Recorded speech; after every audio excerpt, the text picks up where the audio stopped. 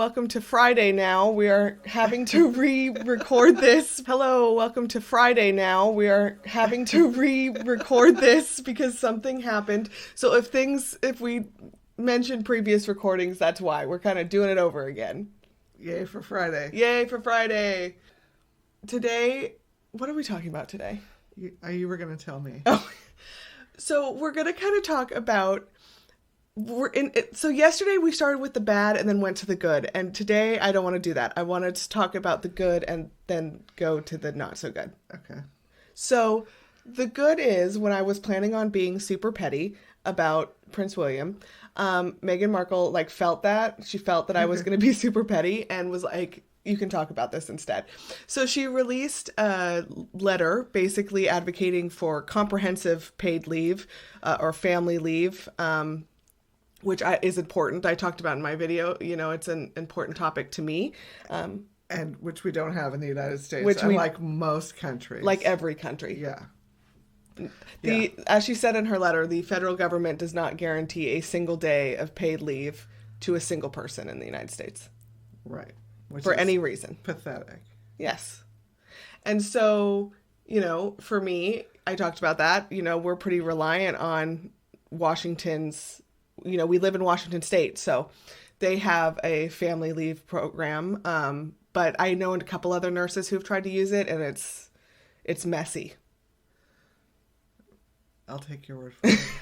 I don't really know what it is. Well, but California, I lived in California for a long time and had maternity leave under California law. And, there's paid leave, but it's not very much, and it doesn't cover your salary if you make if you make a whole lot more than, not exactly minimum wage, but if you make very much money, it doesn't come close to covering your salary. So it's hard to take time off, and that should change. And I'm glad Meghan Markle spoke up about it because people clearly listened, and it was all over Twitter. We're getting there.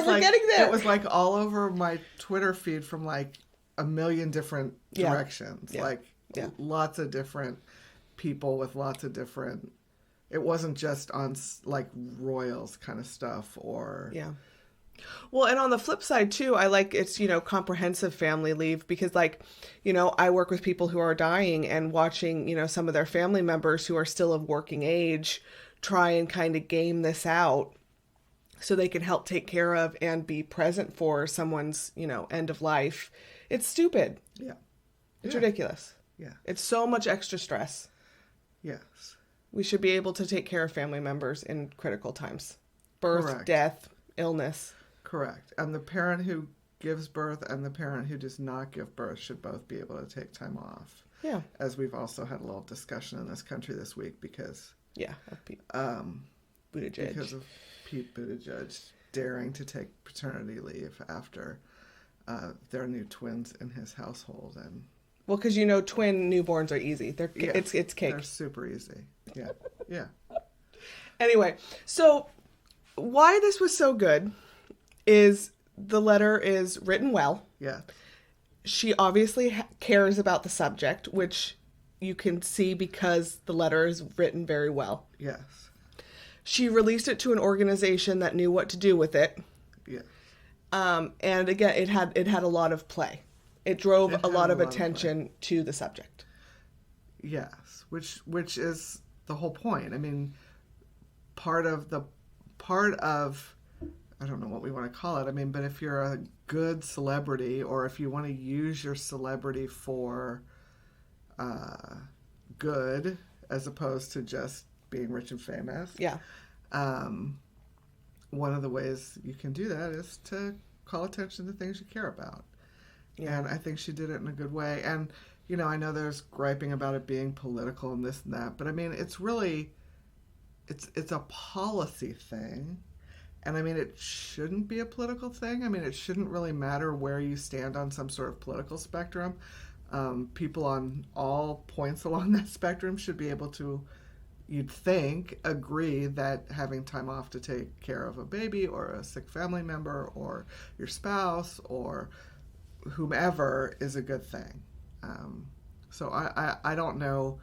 It shouldn't be political. I mean, like everything in this country, it probably is political, but it shouldn't be. It's just humanity. Well, and I go back to what I say a lot, which is, what is deemed political is political in itself. Yeah, exactly. So like someone telling someone to vote is political. Right. But all the time people on the right will say all these things and be like, oh, no, it's not politics. I'm not playing politics. So like in and of itself, what is deemed political is political. Yes. It's stupid. But it was good, and it was obviously heartfelt. And she, acknowledged in there that they're fortunate enough not to really have issues around being able to take time off and be able to afford that and be able to spend time as a family after she gave birth. She's good at acknowledging her privilege. Yeah. She's good at her privilege now. She's good at explaining where she came from, but also acknowledging her privilege now. Yeah. And I think that's I think part of what makes it powerful is that it doesn't seem like she doesn't know what she's talking about because she's never had to worry about things like that a day in her life. Yeah. But acknowledging now that it really, that she's fortunate enough not to have to worry about stuff like that is nice. Is nice. She does it in a nice way. Yeah. Yeah. Because she cares. She cares. Is this when we transition to the okay, all right, we're transitioning. Mom's ready to be petty. So, in contrast, Prince William's and is it David Attenborough? Which Attenborough? There's two. I know, Richard? and I think one died. One died? I think. Oh, gosh. Okay. Wait, I'm going to have to Google it now. Okay, anyway. I'm Googling while talking. Okay. Prince William and the live Attenborough. Maybe they're both alive. I don't know. Oh my gosh, I love him. I think it's... What? You can tell. Welcome to Tea Time. David Attenborough. I was wrong. Did I say that? David is alive. David's He's 95. alive. Okay. Why? Maybe I just am dreaming that one of them died. This is very good content. Very good content. Oh yes, Richard Attenborough is the Jurassic Park one, the actor one. Oh, that was an Attenborough? Yeah. Oh, I love him. Oh, he's dead? Well, for 7 years. Oh. Well, I'm still sad about it. We're sorry. Sad. I do like We're him. Sorry. I feel like there's another. I don't know. Okay, well, We're Mr. confused. Okay, Mr. Attenborough's aside, and we're sorry. We don't mean to push them aside badly, but no, I like both of them. Yeah, it doesn't. Okay, this doesn't matter. Anyway, it doesn't matter. We're not minimizing the fact. We're not minimizing their death. Their death or the living or whatever. We're moving on. Yeah. Prince William's and the live Attenborough Earthshot. Yeah. Prize award ceremony was last Saturday, I think. And it highlighted a couple things for me. The first is Prince William doesn't care about anything. Seriously. Well, I don't think the earth/environment is his passion. Let's say that anyway. I don't think anything is his passion. Have we found a passion? I mean, he's pretending this is his passion. I think that's part of the problem. I think that's part of the problem is because there is no real passion for anything, there's a lot of bouncing around and trying to see if something sticks. Well, this isn't it. No, I don't think this is it. Okay, so... But that comes through. That comes through. It does come through. To anyone who's paying attention, who isn't kind of just completely blinded by royalism. Yeah. It comes through that he doesn't give a shit about any of this. Right. The other thing was just, okay, so again, we talked about the good. We talked about how Meghan uses her kind of sparkle, her attention-grabbing ability to channel interest into other things. Right. this was a lot of, hey, look at me, Yeah. which didn't work out because the show actually lost like 2 million viewers from its normal time slot. So Well, the hey, look at me didn't work. Well, it worked to the extent that the only thing I know about this is seeing pictures of William and Kate and what they were wearing. Yes. I don't know anything about the prize winners. Nope. I don't know really anything about any of it because none of that managed to break through. No. And I think if you're going to use your celebrity to, and I'm using celebrity loosely, I don't just mean a celebrity like a person who's not famous for anything but being famous. I mean, if you're going to be some rich, famous person, then... No, I lost my train of thought. If you're going to be like a rich, famous person and channel your fame and fortune into something, you really want the something to come through, not just you. I mean, you can go look pretty at an award show any old time. And those kind of things are associated with things that are completely unimportant, like film awards or music awards or whatever, that really, the impact on the world at large is minimal. Yes. Yeah. So, I mean, if you just want it to be a pretty fashion red or green carpet, whatever you want to have, then they succeeded in that, I suppose. But I don't know anything about the Earthshot prizes, and they certainly didn't bring attention to anything. And people haven't suddenly become talking about environmental issues this week because of that. Well, no. Whereas people have been talking, at least in the United States, about paid family leave. Well, okay. And the outfits were atrocious and they didn't match. Yeah. But you said this yesterday. They look like they attended an award show that they had nothing to do with. Yeah.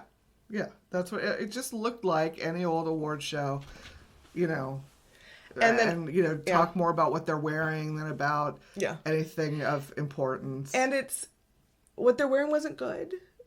No. I mean, and I don't think they have to match, but they shouldn't sort of clash. And they kind of clashed. Well, they clashed.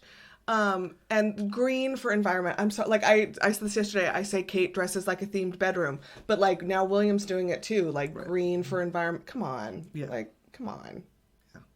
Yeah. With the turtleneck, it wasn't good. Well, and I guess from what you say, velvet jackets are making a comeback. Unfortunately. The problem is, I don't think.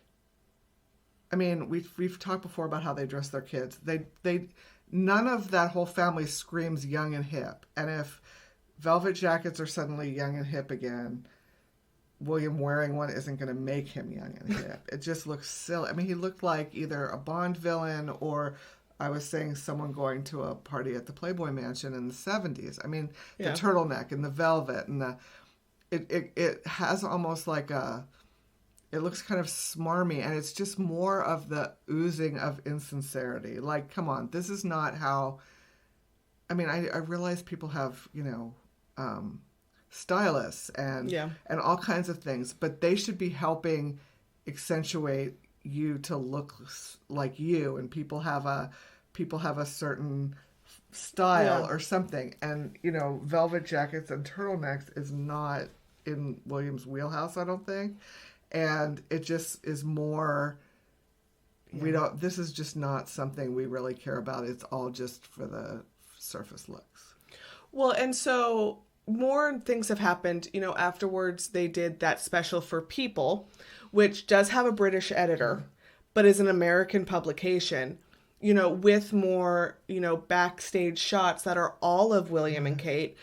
The day of, all the I think there was one Instagram post they did with like photos of the winners, and that was like by itself. Everything else was like Will and Kate together, separate, with celebrities that had gone. It just was... There was no focus on the actual event or the winners of these prizes.